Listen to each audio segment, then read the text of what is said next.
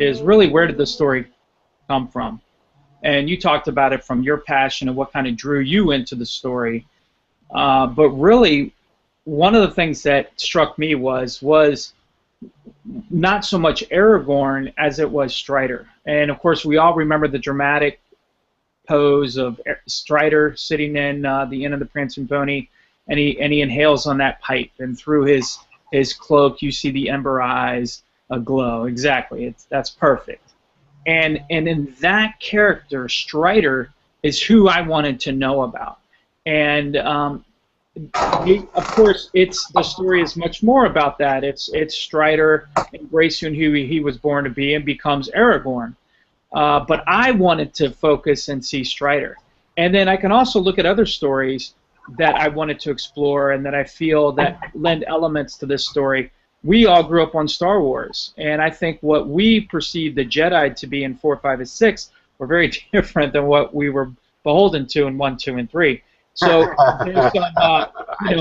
there's some Jedi-ness that I want to see, that when a ranger walks into a town or a village, there is awe and respect, and these people look to them. So one of the things that happened in our creation story was there is a basically there is a creator, and so when you have this creation story, it had been so long, he's basically kind of sitting on the sideline that it's been thousands of years and the elves don't hear anything, and eventually there comes enough generations where there's like, there is no God. We can be, in fact, God if we create. And so this one elf takes it upon himself to attempt to create, and therefore he does actually create.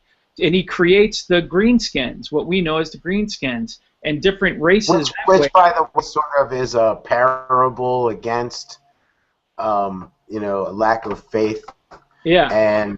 And how one can fall into the pitfall of arrogance and how that begets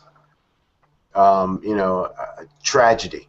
Yeah, and it's a really cool story we have there, because ultimately the humans and the elves, the high elves, resist, and there's a battle and a sword. Which needs to be like a really high level animated short. Oh yeah, I would love. Yeah, let's get somebody up there to put that together.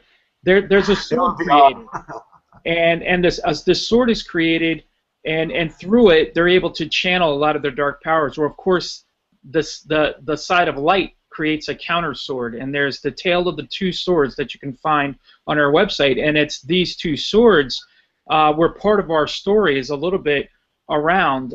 So we have a rich, cool story, but at the time we come into the first episode, none of this is really known to the Rangers. I mean, the Rangers, this is kind of all myth and legend, and they haven't heard from this Dark Prince in thousands of years. So it's all just the stories to scare kids.